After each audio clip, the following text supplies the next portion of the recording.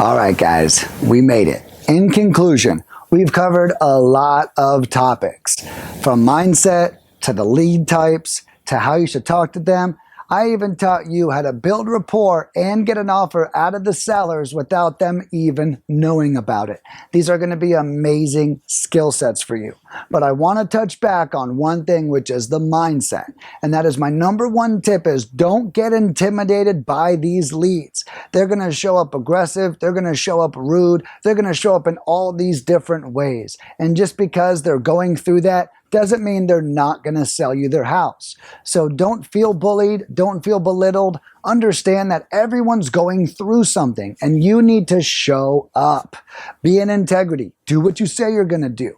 Be likable. Make sure you're being patient and have a great attitude.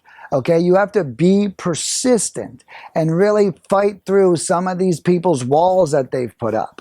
I've got a funny saying, and that is, I barely understand what my father is going through, let alone a seller I just met today. All right, we have to respect that people aren't going to divulge all of the information that you need on the first call. It's not always going to be that easy. That's why mindset and persistence are so important. So don't feel intimidated. If they say too high of a number, call them anyways. If they say that they don't want to talk, call them anyways. They say they're not ready to sell for 2 months, call them anyways. It doesn't matter. The worst case, you're just starting the relationship today. Focus on the relationship. If they don't want to sell, you want to be friends. If they want to sell, you still want to be friends. Your approach doesn't change. What changes is the pace of your approach. So don't disregard or disrespect any lead ever, even if they're asking for it.